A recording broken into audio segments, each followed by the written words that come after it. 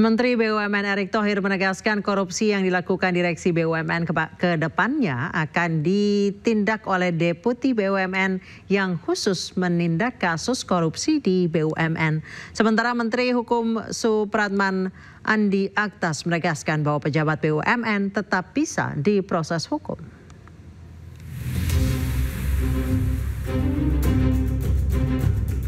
Erick Thohir menegaskan korupsi yang dilakukan Direksi BUMN kedepannya akan ditindak oleh Deputi BUMN yang khusus melakukan penindakan kasus korupsi di BUMN.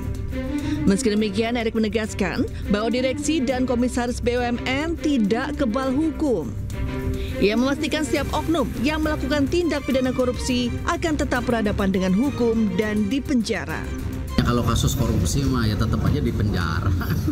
Nggak ada hubungannya lah. Kalau pihak yang melakukan kasus korupsi tidak ada hubungan dengan isu payung hukum, bukan penyelenggara ya korupsi ya korupsi. Nggak ada hubungannya. Ya. Kalau korupsi ya korupsi. Berarti KPK tetap bisa masuk kantor? Ya kalau korupsi ya korupsi, nggak ada hubungan dengan penyelenggara negara atau tidak penyelenggara. Itu kan jelas. Kalau korupsi jelas. Yang sedang justru saya dengan KPK dan pihak kejaksaan mendefinisi ya seperti apa yang namanya kerugian negara atau kerugian korporasi supaya kita sama-sama duduk baik. Apalagi kan sekarang yang namanya Kementerian BUMN salah satu tugasnya itu pengawasan dan investigasi juga. Jadi sama-sama mirip. Karena itu di SOTK yang terbaru ya nanti Deputi BUMN kan menambah dari 3 ke 5 ya Pak Sesmen ya. Salah satunya fungsinya tadi menangkap korupsi. Itu. Nah, itu yang kita tidak punya ekspertis. Ya, makanya kita sama KPK, kejaksaan, siapa tahu kita akan menarik ya individu dari mereka untuk duduk di bawah kementerian gitu. Menteri Hukum Supratman Andi Aktas juga menegaskan bahwa jajaran direksi dan komisaris BUMN tetap dikenakan proses hukum jika terbukti melakukan tindak pidana, terutama korupsi.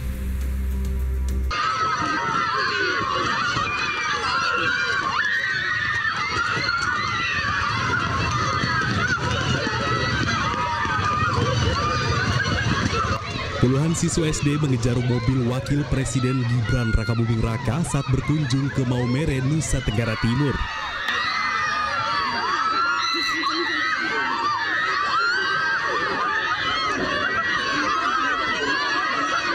Selain siswa, masyarakat Maumere juga antusias menyambut kedatangan Wapres Gibran.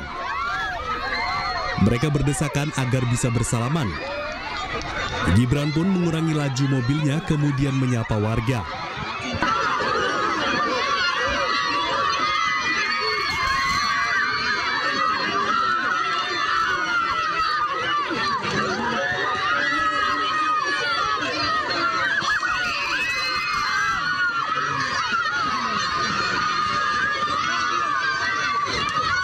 Gibran kemudian mengunjungi salah satu sekolah di Maumere dan memberikan hadiah kepada siswa berupa perlengkapan sekolah. Atas hadiah ini, para siswa mengaku senang. Dapat buku, terus alat tulis, tas, terus ada di dalamnya ada tempat bekal, terus dengan sepatu. Sepatu. Iya, terima kasih. Perasaannya bagaimana dapat hadiah dari? Sangat senang karena pertama kali mendapatkan hadiah sebanyak ini dari Bapak Wakil Presiden. Sebelumnya, Gibran juga berkunjung ke Kabupaten Sika, Nusa Tenggara Timur. Gibran bertemu dengan warga dan berdiskusi dengan para petani. Warga Sika mengaku senang karena bisa bertemu dengan Wakil Presiden Gibran Rakabuming Raka. Dari Sika, Joni Nura, iNews melaporkan. Presiden Prabowo Subianto menghadiri acara Halal Bihalal Purnawirawan TNI Angkatan Darat di Balai Kartini, Jakarta, Selasa sore.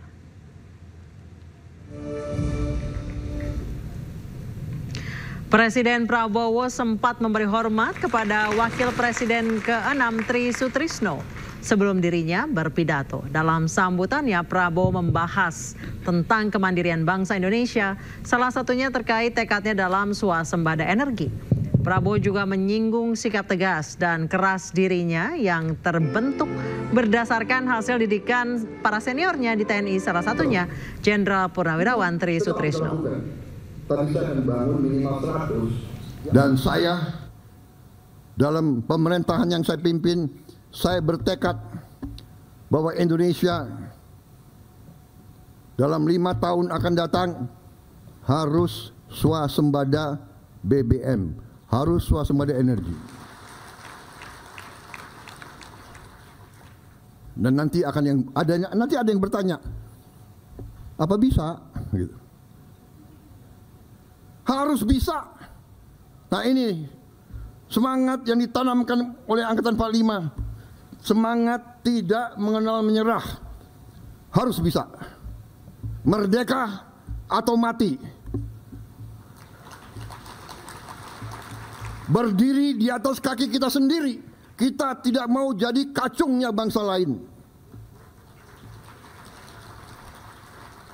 Kalau yang mau silakan, saya tidak mau.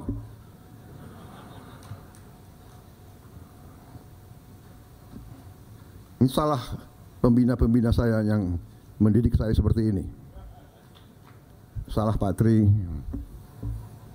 salah Pak Luhut, Pak Hendro, Pak Agum. Ini abang-abang yang beri contoh, yang menanamkan kepada kita semangat itu. Jadi kalau Prabowo sekarang seperti ini, jangan salahkan Prabowo, salahkan Pak Tri, Pak Hendro, Pak Luhut, Pak Wiranto. Iya kan? Loh ini bapak-bapak didik saya seperti ini, ya apa boleh buat. Saya tidak mau tunduk kepada bangsa manapun. Kekayaan Indonesia harus di tangan bangsa Indonesia. Dan Angkatan 45 telah memberi senjata pamungkas yang luar biasa, yaitu Undang-Undang Dasar 1945. Gubernur Lemhanas Aceh Hasan Sazili ikut berkomentar terkait desakan Forum Purnawirawan TNI yang meminta Wapres Gibran Rakabuming Raka diganti. Menurut Aceh, desakan purnawirawan tersebut tidak perlu ditindaklanjuti. Aceh mengatakan penetapan Gibran sebagai Wakil Presiden Republik Indonesia periode 2024-2029 merupakan pilihan rakyat dari hasil pemilihan Presiden 2024. Maka dari itu Aceh menegaskan seluruh pihak harus tegak lurus terhadap konstitusi negara. Selain itu Prabowo dan Gibran juga sudah dilantik oleh Majelis Permusyawaratan Rakyat Lemhanas. Tidak perlu lagi mengkaji penetapan itu. Karena itu tentu bagi kami kita harus tegak lurus terhadap konstitusi negara kita, di mana keputusan terkait dengan pasangan Bapak Prabowo Subianto dengan Mas Gibran Rakabuming Raka adalah keputusan dari hasil pilihan rakyat. Sementara itu Ketua Dewan Ekonomi Nasional Luhut Binsar Panjaitan menyebut tuntutan pemakzulan Wakil Presiden Gibran Rakabuming Raka membuat gaduh. Purnawirawan TNI tersebut juga menyebut tuntutan pemakzulan Gibran kampungan. Itu apa sih? Kita ini harus kompak gitu aja sekarang. Ini keadaan dunia begini, ribut-ribut gini kan kampungan itu. Kita harus fokus gimana mendukung pemerintahan itu dengan baik. Berarti sama sekali Presiden Prabowo itu tidak menegur Panglima TNI terkait mutasi Panglima? Tidak ada, saya tahu itu. Sementara itu Presiden ke-7 Republik Indonesia Joko Widodo menanggapi santai desakan Purnawirawan TNI yang meminta Gibran Rakabuming Raka mundur dari Wakil Presiden. Menurut Jokowi, desakan Forum Purnawirawan tersebut merupakan bentuk aspirasi. Boleh-boleh saja, itu kan aspirasi.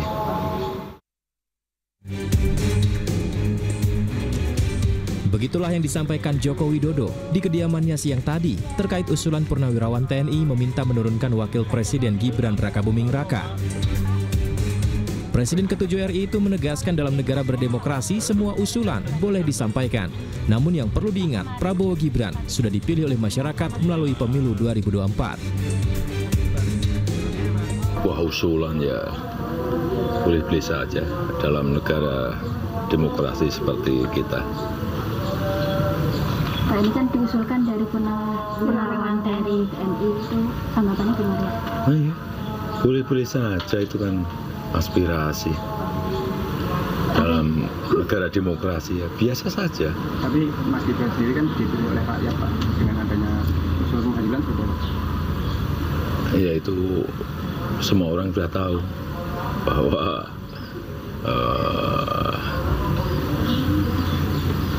Pak Presiden Prabowo Subianto dan Pak Wapres Gibran Rakabuming Raka sudah mendapatkan mandat dari rakyat lewat pemilihan umum. Sebelumnya, Forum Purnawirawan Prajurit TNI mengusulkan agar Gibran Rakabuming Raka dicopot dari jabatannya sebagai Wakil Presiden RI. Presiden Prabowo Subianto melalui penasihat khusus Presiden Bidang Politik dan Keamanan Wiranto merespon dan menghormati 8 tuntutan usulan yang disampaikan Forum Purnawirawan Prajurit TNI. Dari Solo, Jawa Tengah, Septiantoro, iNews melaporkan. Dalam program Rakyat Bersuara, Waketum Prabowo Mania 08 Andi Azwan menyebut isu pemakzulan Wakil Presiden Gibran Rakabuming Raka ini sudah direncanakan. Menurut Andi Azwan, mereka yang merencanakan tersebut merupakan kelompok yang benci dengan keluarga Jokowi. Artinya ini ujuk-ujuk, ini ada perencanaan sebetulnya. Dari yang namanya ijazah, terus kemudian ada penawaran, kemudian ujung-ujung pemakzulan. Kan begitu. Ini kalau kita lihat ya, sasaran memang tembaknya itu mereka ini pembenci-pembenci dari keluarga Pak Jokowi. Ini ada 3 kriteria sebetulnya itu. Satu ya kelompok sayap kanan ya, yang kemarin ya dibubarkan, gitu ada 2 kan dibubarkan itu, HTI dan FPI. Ya mereka tidak puas, maka mereka geruduk lah rencananya, tapi gagal kan geruduk itu. Yang kedua ya yang secara politik dan ekonomi, ada yang didiskreditkan secara politik ya. Ya kalau didiskreditkan secara politik ini ya lawan-lawan kemarin lah kontestasi. Ya sebetulnya mereka juga masih dongkol, kenapa gua kalah gitu loh. Ya kan intinya begitu. Yang ketiga ini kan ada yang periuk-periuknya ini hilang secara ekonomi. Anda mengatakan ini pasukan sakit hati gitu? Ya garis besarnya sebegitulah. Oke. Sebetulnya semacam itu. Nanti dibilang Bung Refli pertanyaan bodoh itu. Loh nggak apa-apa pertanyaan bodoh, itu kenyataan yang ada. Ya lucu, begini loh. Ini statement bodoh. Terserah bisa itu, tapi itu kenyataan yang dihadapi. Kenapa? 58% loh penduduk Indonesia memilih pasangan duit tunggal ini. Prabowo dan pakai itu Pak. Pak itu ada Pak. Lihat di KPU Pak. Di KPU Pak, lihat di KPU. Kita berdasarkan di sini adalah mengenai data-data. Maka Pak, saya bilang saya respect sekali Pak. Mohon saya juga diberikan untuk memberikan penjelasan kepada Bapak. Tapi ya? Bung Andi, saya nggak setuju kalau Bung Andi bilang Purnawirawan ini dibilang sakit hati. Salah, ini dibilang biasa. Tadi kan saya bilang ada 3 kriteria. Atau kehilangan apa tadi sumber-sumber rezekinya. Ya. Ini bukan masalah. Saya nggak setuju. Loh. Saya nggak setuju. Saya katakan Purnawirawan? Ada 3 kriteria. Ada 3 kriteria yang saya sebutkan tadi. 1, ya kan saya jelaskan tadi. Ya, yang merasa sakit hati sayap kanan. Yang kedua, politik dan ekonomi. Yang ketiga, terdiskreditkan secara politik. Terdiskreditkan secara politik. Ya merasakan karena kalah dalam kontestasi itu ada. Bung Andi. Ya. Jadi bukan. Pak Ledri Soeharto mana? Selesai dulu. 1 dari 3 itu yang mana Pak? Enggak. Saya juga mau aku mau menjelaskan nih ya. Misalnya tadi poin 6 nih kan kata Purnawirawan. Menteri-menteri yang terkait dengan Jokowi korupsi. Pasti benar Purnawirawan ngomong itu. Memang percaya nggak ada menteri-menteri yang sekarang di Prabowo yang bekas dari Jokowi pernah diperiksa KPK? Pernah nggak Bang?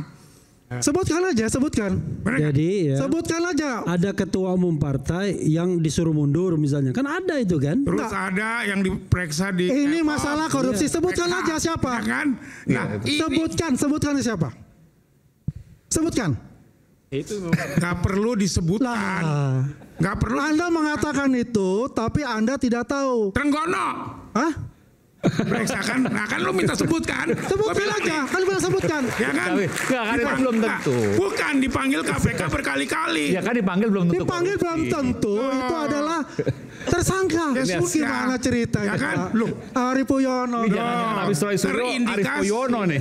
Gimana? Oke. Baik. Jokowinya tidak gini Pak, ya.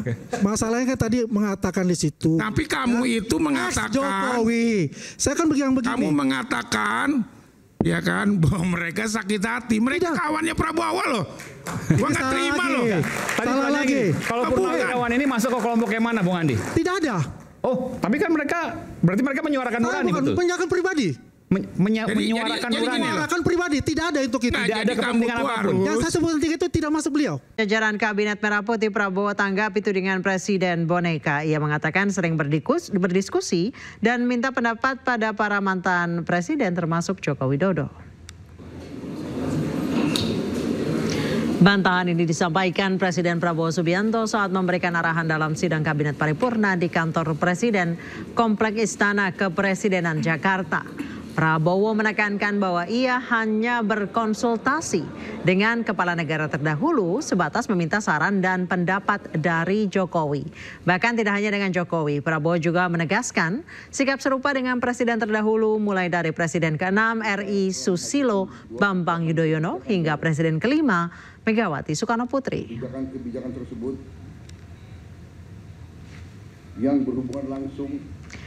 Kita ke informasi lainnya, pemirsa. Sempat mundur dari jabatan Kepala Kantor Komunikasi Kepresidenan, kini Hasan Nasbi mengonfirmasi ia batal mundur. Hal ini disebabkan karena ia diperintahkan Presiden Prabowo untuk tetap menjabat sebagai PCO.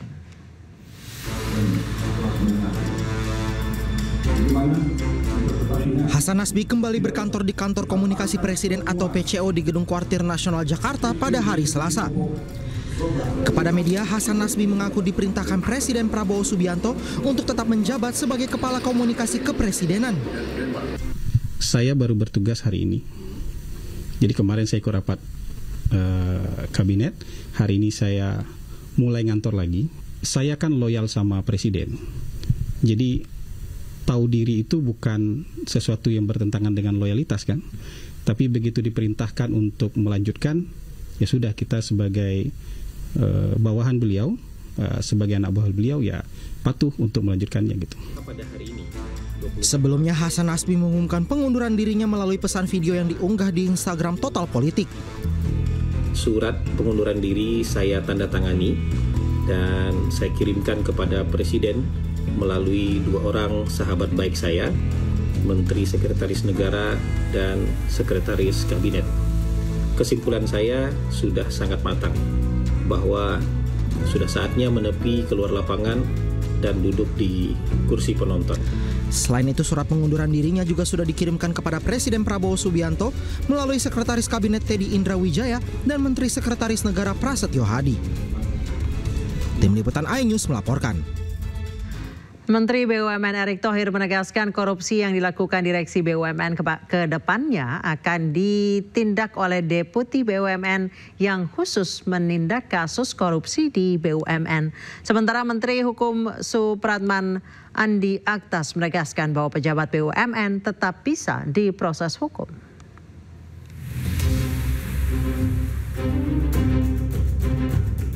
Erick Thohir menegaskan korupsi yang dilakukan Direksi BUMN kedepannya akan ditindak oleh Deputi BUMN yang khusus melakukan penindakan kasus korupsi di BUMN. Meski demikian, Erick menegaskan bahwa Direksi dan Komisaris BUMN tidak kebal hukum. Ia memastikan setiap oknum yang melakukan tindak pidana korupsi akan tetap berhadapan dengan hukum dan dipenjara. Ya, kalau kasus korupsi mah ya tetap aja di penjara. Nggak ada hubungannya lah. Kalau pihak yang melakukan kasus korupsi tidak ada hubungan dengan isu payung hukum, bukan penyelenggara ya korupsi ya korupsi. Nggak ada hubungannya. Kalau korupsi ya korupsi. Berarti KPK tetap bisa masuk kantor? Ya kalau korupsi ya korupsi, nggak ada hubungan dengan penyelenggara negara atau tidak penyelenggara. Itu kan jelas. Kalau korupsi jelas. Yang sedang justru saya dengan KPK dan pihak kejaksaan mendefinisi ya seperti apa yang namanya kerugian negara atau kerugian korporasi, supaya kita sama-sama duduk baik. Apalagi kan sekarang yang namanya Kementerian BUMN salah satu tugasnya itu pengawasan dan investigasi juga. Jadi sama-sama mirip. Karena itu di SOTK yang terbaru ya, nanti Deputi BUMN kan menambah dari 3 ke 5 ya Pak Sesmen ya. Salah satunya fungsinya tadi menangkap korupsi. Gitu. Nah, itu yang kita tidak punya ekspertis.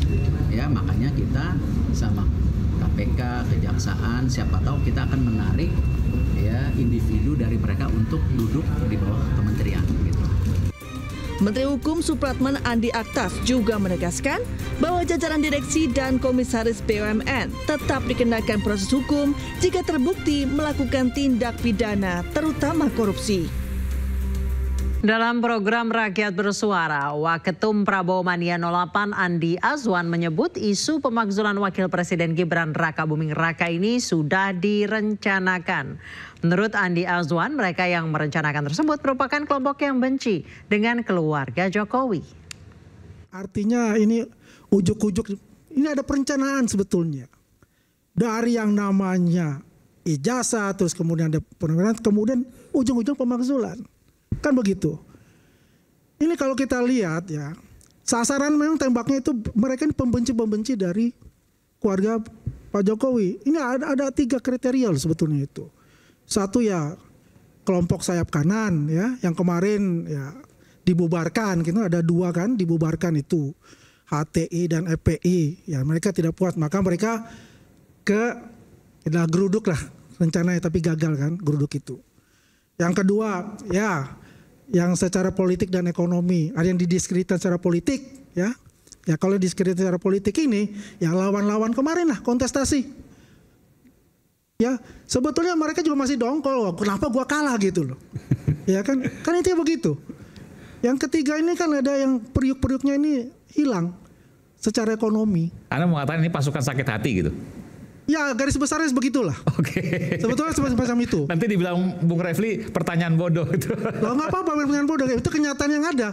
Ya lucu, begini loh. Ini statement bodoh. Terserah bisa itu, tapi itu kenyataan yang dihadapi. Kenapa?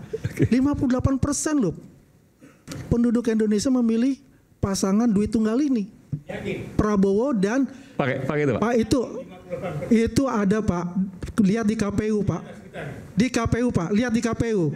Kita berdasarkan di sini adalah mengenai data-data. Maka Pak saya bilang saya respect sekali Pak. Mohon saya juga diberikan untuk memberikan penjelasan kepada Bapak. Tapi ya? Bung Andi, saya nggak setuju kalau Bung Andi bilang Purnawirawan ini dibilang sakit hati. Salah, ini dibilang biasa. Tadi kan saya bilang ada 3 kriteria. Atau kehilangan apa tadi sumber-sumber rezekinya. Ya. Ini bukan masalah. Saya nggak setuju. Loh. Saya nggak setuju. Saya katakan Purnawirawan? Ada 3 kriteria. Ada 3 kriteria yang saya sebutkan tadi. 1, ya kan saya jelaskan tadi. Ya, yang merasa sakit hati sayap kanan. Yang kedua, politik dan ekonomi. Yang ketiga, terdiskreditkan secara politik. Terdiskreditkan secara politik. Ya merasakan karena kalah dalam kontestasi itu ada. Bung Andi. Ya. Jadi bukan. Pak Ledjen Soeharto mana? Belum selesai dulu. 1 dari 3 itu yang mana Pak? Enggak. Saya juga aku mau menjelaskan nih ya. Misalnya tadi poin 6 nih kan kata Purnawirawan. Menteri-menteri yang terkait dengan Jokowi korupsi. Pasti benar Purnawirawan ngomong itu. Memang percaya nggak ada menteri-menteri yang sekarang di Prabowo yang bekas dari Jokowi pernah diperiksa KPK? Pernah nggak Bang? Sebutkan aja. Jadi ya, sebutkan aja. Ada ketua umum partai yang disuruh mundur misalnya, kan ada itu kan? Terus ada yang diperiksa di. Ini masalah korupsi. Sebutkan aja siapa? Ya kan? Nah, sebutkan siapa? Sebutkan. Itu nggak perlu disebutkan. Nggak perlu. Anda mengatakan itu, tapi Anda tidak tahu. Trenggono. Hah? Periksakan. Nah kan lu minta sebutkan. Sebutkan aja. Kan bilang sebutkan. Ya kan? Kan belum tentu. Bukan dipanggil KPK berkali-kali. Ya kan dipanggil belum tentu. Dipanggil belum tentu. Itu adalah Tersangka. Gimana ceritanya? Ya kan? Loh, Ari Puyono. Jangan habis Roy Suryo, Arif Puyono nih. Gimana? Oke. Baik. Jokowinya tidak gini Pak ya. Masalahnya kan tadi mengatakan di situ. Tapi kamu itu mengatakan Jokowi. Saya kan begini. Kamu mengatakan ya kan bahwa mereka sakit hati. Mereka kawannya Prabowo loh. Gua nggak terima loh. Salah lagi. Kalau Purnawirawan ini masuk ke kelompok yang mana, Bung Andi? Tidak ada. Oh, tapi kan berarti mereka menyuarakan nurani betul? Menyuarakan pribadi. Menyuarakan pribadi. Tidak ada untuk itu. Tidak ada kepentingan apapun. Yang saya sebut itu tidak masuk beliau. Kementerian HAM menilai kebijakan Gubernur Jawa Barat yang memasukkan pelajar bermasalah ke barak militer tidak melanggar hak asasi manusia. Dengan catatan, tidak ada hukuman fisik yang diberlakukan pada para pelajar oleh tentara pembimbing di barak. Kalau itu menurut saya, keyakinan saya di Jawa Barat itu bukan corporal punishment. Tapi mereka mau dididik mental, karakter, dan disiplin, dan tanggung jawab.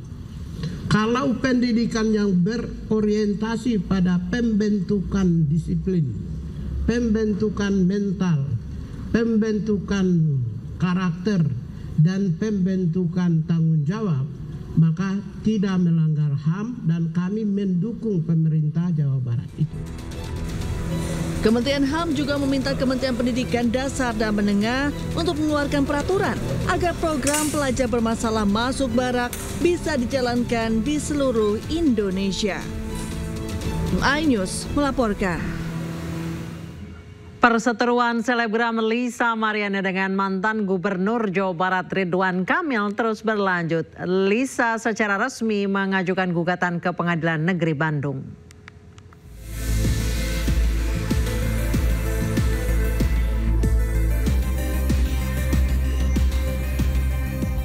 Usai mantan gubernur melaporkan Lisa karena tak terima terus disudutkan, kini Lisa Mariana menuntut Ridwan Kamil secara perdata. Laporan dilayangkan melalui Pengadilan Negeri Kelas 1 Bandung dengan klasifikasi gugatan perbuatan melawan hukum. Adanya perkara gugatan perdata atas nama penggugat Lisa Mariana Presley terhadap tergugat Muhammad Ridwan Kamil, mantan Gubernur Jawa Barat, dibenarkan oleh Kepala Humas Pengadilan Negeri Bandung. Sudah masuk baru kemarin ini dan ditentukan oleh majelis itu hari Senin Selasa tanggal 26 ya. Isi gugatannya apa sih Pak? Perbuatan melawan hukum, masalah bawa anak Lisa itu anak dari Ridwan Kamil. Perseteruan yang melibatkan mantan Gubernur Jawa Barat dengan model majalah dewasa ini mencuat setelah Lisa mengunggah serangkaian bukti ke media sosial yang menunjukkan adanya hubungan di antara keduanya di masa lalu. Ia mengaku telah memiliki seorang anak dari hubungan tersebut, namun tidak mendapat nafkah maupun tanggung jawab dari RK. Dari Bandung, Jupita Melana, iNews melaporkan.